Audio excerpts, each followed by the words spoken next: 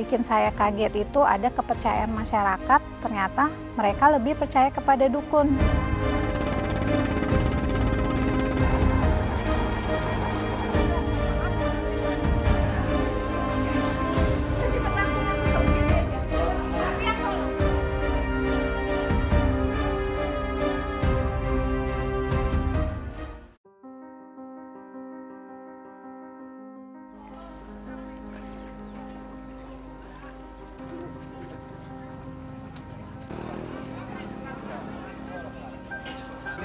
Beginilah kesibukan di Pulau Sadai, Kabupaten Bangka Selatan.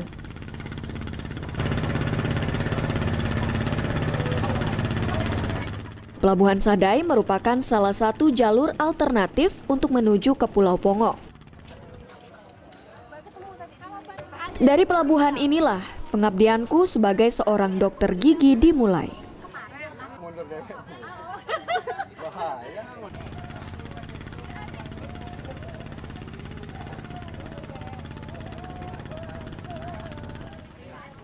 Namaku Emma. Sejak tahun 2010 silam, penugasanku sebagai dokter gigi tidak tetap di Pulau Pongo bukanlah suatu hal yang mudah.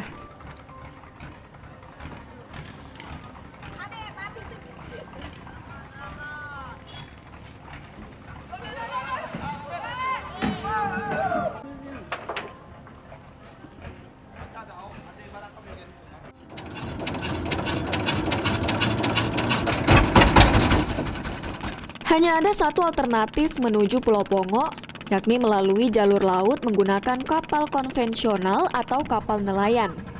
Hal ini dikarenakan belum adanya kapal khusus penumpang atau alat transportasi yang lebih modern melalui rute ini. Pelabuhan Sadai bisa dicapai dari kota Pangkal Pinang selama 3 jam perjalanan menggunakan mobil. Selanjutnya, dari Pelabuhan Sadai menuju Pulau Pongo membutuhkan perjalanan laut selama 3 jam.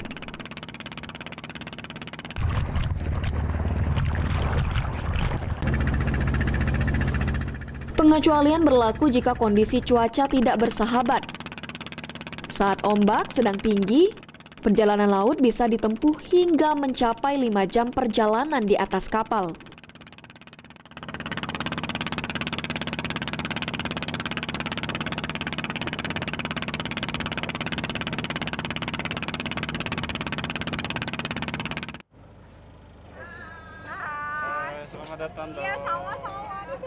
Kebutuhan akan tenaga ahli di bidang kesehatan sangat dibutuhkan di Pulau Pongo, terutama untuk merubah perilaku hidup bersih dan sehat masyarakat di pulau yang pada saat itu belum dialiri listrik.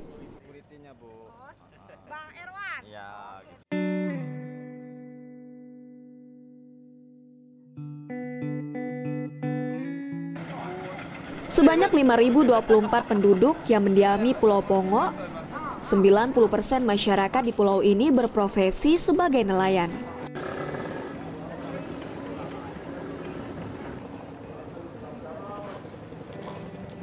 Dengan kesibukan dan pola hidup sebagai nelayan, tak banyak masyarakat yang memahami akan pentingnya perilaku hidup bersih dan sehat. Sehingga banyak pola pikir masyarakat yang keliru akan pentingnya kesehatan.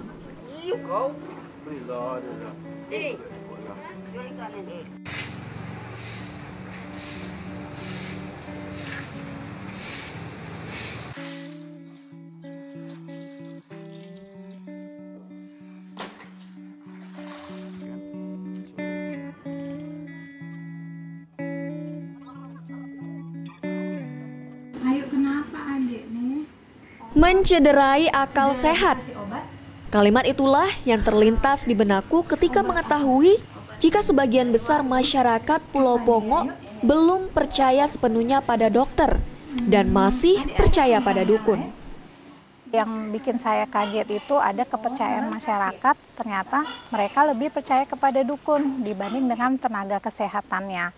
Dan pengalaman saya yang tidak terlupakan waktu itu ketika ada pasien, dia setelah pasca ekso, setelah pasca pencabutan ternyata tidak mengindahkan edukasi yang sudah diberikan oleh perawat giginya. Akhirnya setelah saya datangi, kunjungi, ternyata bleedingnya itu perdarahan karena dia terlalu banyak kumur air jampian yang dari dukun. Iya, inilah yang menjadi pekerjaan kami selama ini, termasuk dengan Dokter Emma. Bagaimana cara mengubah pola pikir, mindset masyarakat tentang berobat ke puskesmas. Karena ini merupakan sampai saat ini adat istiadat yang ada di sini kan masih percaya, ataupun misalnya masih sering juga, mohon maaf dalam tanda kutip, ke dukun. Tadinya kenapa dukun itu dipercaya mereka? Karena salah satu mereka menjadikan satu kepercayaan karena tidak ada pengobatan yang dapat profesional, yang dapat diampuhkan. Jadi mereka larinya ke dukun. Sekarang nggak begitu juga, dukun tetap dijalankan, tapi kesehatan ke dokter itu rumah sakit diutamakan.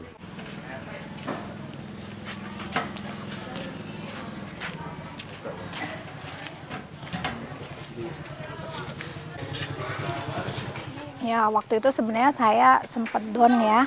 2 bulan di sini merasakan masyarakatnya kok seperti ini, jauh. Karena saya jujur kecil tinggal di Jakarta, di ibu kota yang semua fasilitas serba ada. Ketika datang ke sini mau telepon saja susah, sinyal tidak ada, sudah gitu terkendala masalah listrik gitu. Jadi untuk hubungan keluar itu susah sekali. Yang membekas di hati saya sampai sekarang itu pernah mendapat pengalaman yang tidak enak dari masyarakat, seperti pernah rumah saya dilemparin pakai telur busuk seperti itu, terus juga barang-barang dicuri seperti itu.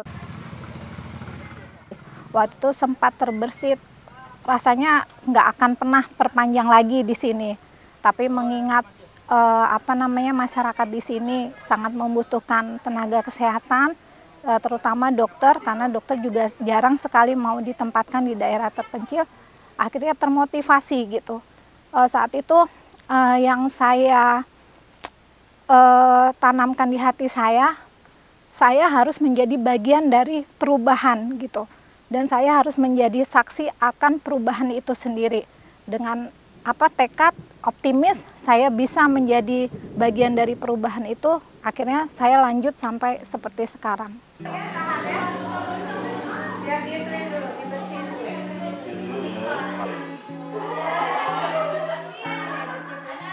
Selain masalah adat istiadat dan kepercayaan, belum banyak masyarakat di pulau ini yang sadar akan pentingnya perilaku hidup bersih dan sehat. Sehingga kesadaran untuk pergi ke puskesmas masih sangat minim. Hal itulah yang kemudian menjadi tantanganku selanjutnya.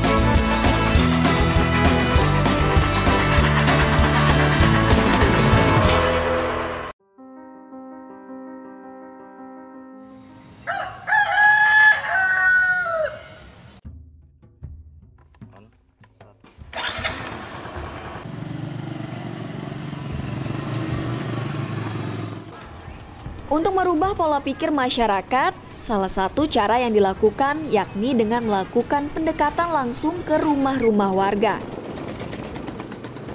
Namun terkadang medan perjalanan yang ditempuh tidaklah mudah.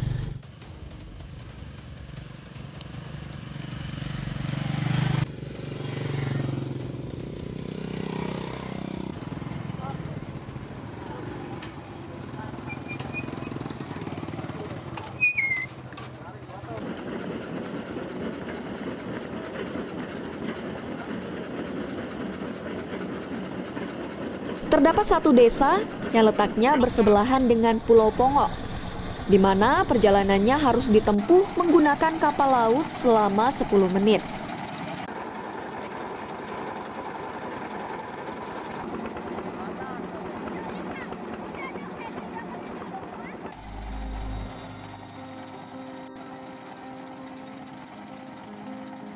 Desa Celagen dihuni oleh 1.362 jiwa dengan total 372 kepala keluarga. Di pulau seluas 9,39 hektar ini juga menjadi tanggung jawabku dan tim untuk terus melakukan penyuluhan langsung ke rumah warga.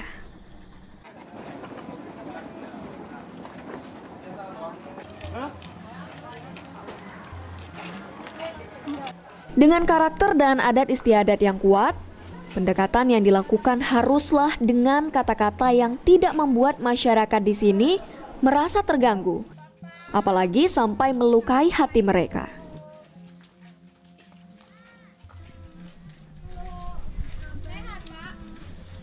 Kebetulan juga kami di sini kebanyakan tenaga kesehatannya adalah pendatang.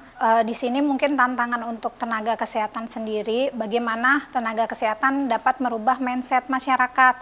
Karena memang diketahui khususnya di Pulau Pongok sendiri mereka kebanyakan lebih percaya kepada dukun dibanding dengan berobat ke tenaga kesehatan sendiri. Makanya sebenarnya itu tantangan buat kita bagaimana merubah mindset seperti itu. Nah, kalau kendalanya itu banyak ya, karena juga masyarakat yang kita hadapi itu tingkat pendidikannya berbeda-beda. Terus juga terbentur dengan masalah adat istiadat kepercayaan mereka. Keunggulanku sebagai seorang wanita, aku manfaatkan untuk melakukan pendekatan kepada masyarakat, khususnya kepada ibu-ibu yang ada di pulau ini.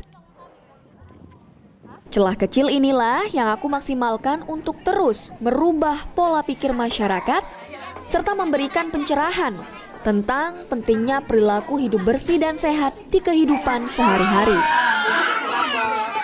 Tak hanya melakukan penyuluhan ke rumah-rumah, penyuluhan di posyandu yang melibatkan ibu-ibu sekitar mulai memberikan perubahan secara perlahan. Antusiasme masyarakat tentang pentingnya perilaku hidup bersih dan sehat pun meningkat. Sikap apatis masyarakat terhadap kesehatan perlahan mulai terkikis. Respon masyarakat yang mulai membaik inilah sebagai modal awal sebuah perubahan mulai terwujud.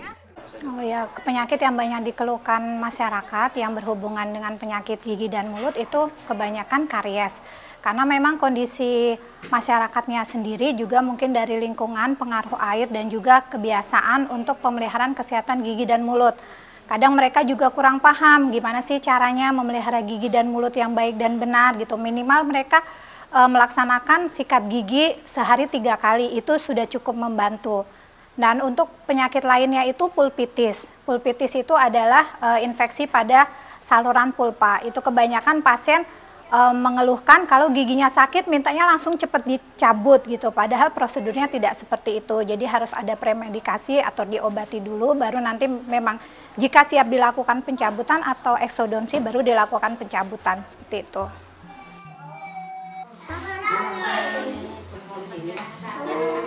Mengetahui kebiasaan buruk masyarakat yang dapat menimbulkan beragam penyakit, tentunya ini merupakan kondisi yang sangat mengkhawatirkan bagiku.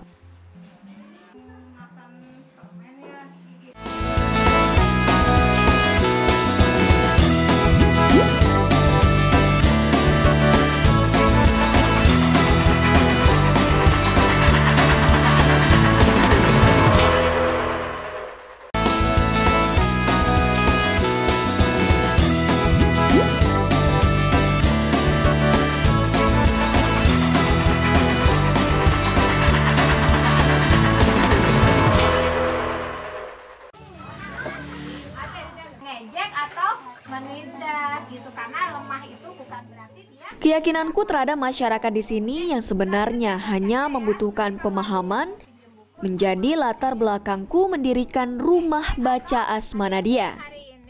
Dengan tujuan agar mampu memberikan pemahaman sejak usia dini. Hati, pernah dengar nggak? Ini tahu nggak gambarnya?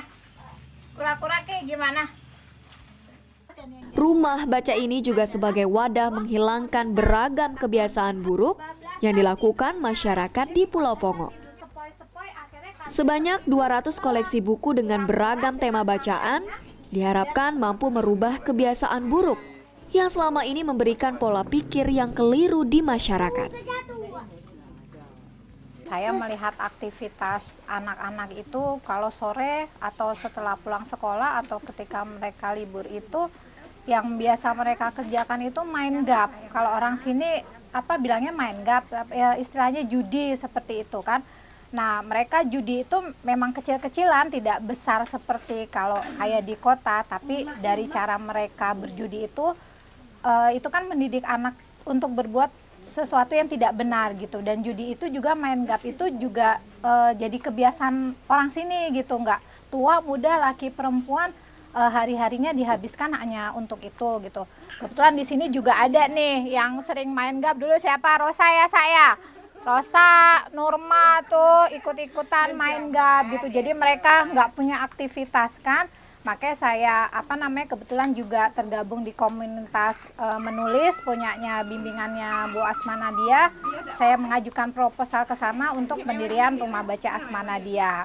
Nah, kebetulan alhamdulillah disambut baik gitu. Jadi dengan berdirinya itu mereka juga menghabiskan waktunya untuk membaca, terus juga di sini dijadikan tempat bermain. Tapi sebelum jadi seperti saat ini dulu hanya ala kadarnya gitu, dari papan, rumah papan kayak gitu. Tapi mereka juga senang gitu, meskipun sederhana mereka senang karena mereka bisa membaca buku-buku karya penulis terkenal. Bu, maaf, ya? Saya mau bertanya, penyakit kusta itu penyakit apa ya? Oh, penyakit kusta ini nih ya adik-adik ya. Tadi Jihan nanya penyakit kusta tuh apa. Jadi adik-adik pernah nggak lihat orang kulitnya tuh kayak melepuh-melepuh gitu, kayak ada belang-belang di kulitnya, pernah nggak? Di sini kebetulan alhamdulillah tidak ada ya. Jadi penyakit kusta ini sebenarnya penyakit kulit gitu, dan dia menular. Buat kami, Bu Dokter Emma itu sudah seperti sahabat.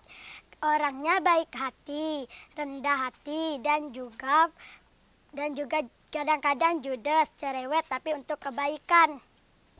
Ibu Emma baik, suka ngasih anak-anak hadiah.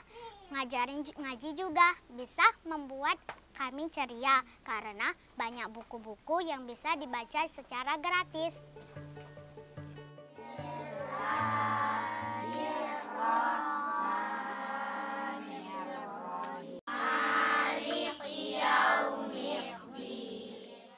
Tak hanya pengetahuan umum yang menjadi perhatianku, namun kebutuhan religius juga menjadi hak dasar yang harus diterima oleh anak-anak di pulau ini. Keinginan dan minat anak-anak yang tinggi menjadikan aku berkewajiban untuk mengajari anak-anak di sini mengaji dan sekaligus menjadi kesibukan lain yang aku lakukan di luar pekerjaan sebagai seorang dokter. Tak hanya kesehatan jasmani, namun kesehatan rohani juga merupakan faktor yang penting untuk mewujudkan masyarakat dan generasi yang sehat serta mencintai kesehatan. Wa min syarrin naffasati fil 'uqad wa min syarri hasidin idza hasad.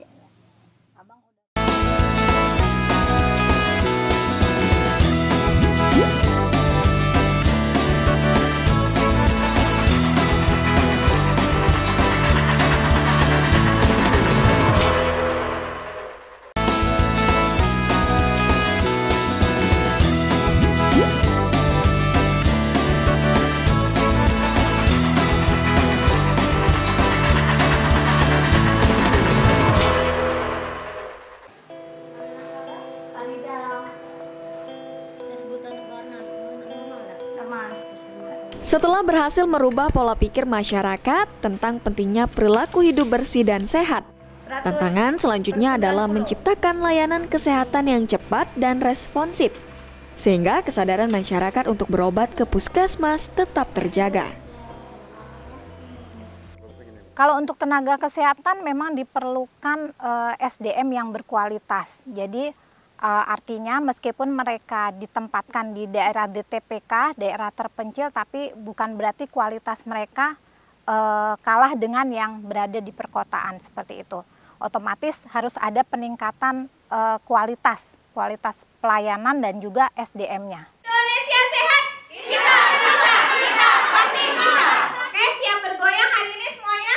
Siap. Yuk, ready.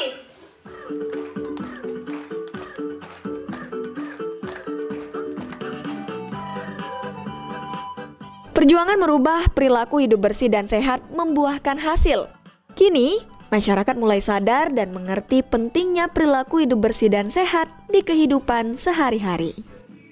Gerakan Sehat Peduli Pongo atau Genepo yang memfokuskan 3 hal, yakni pemeriksaan kesehatan rutin, aktivitas fisik seperti senam bersama, serta gerakan makan buah dan sayur menjadi langkah awal dari 12 kegiatan yang dicanangkan oleh Kementerian Kesehatan yang sudah diwujudkan di Kecamatan Pongo, Kabupaten Bangka Selatan.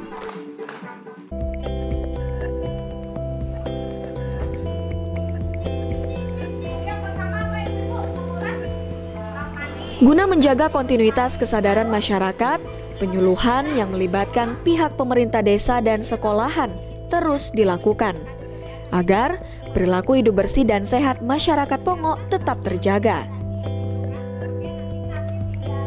Membangun tidak hanya dari segi fisik saja, namun juga dari segi intelektualitas masyarakat.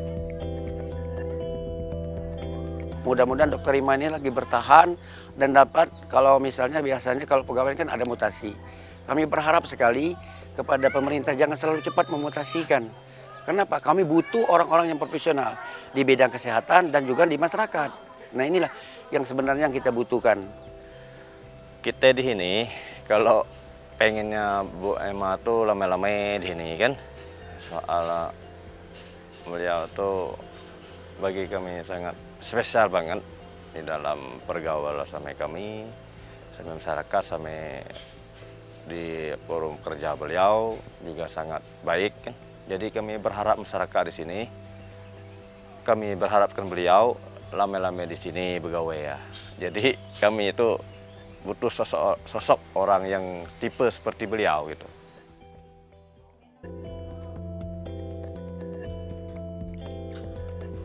Di balik kesuksesanku bersama masyarakat Pongo, peran dan dukungan dari keluarga merupakan faktor penting membangun asa amerta.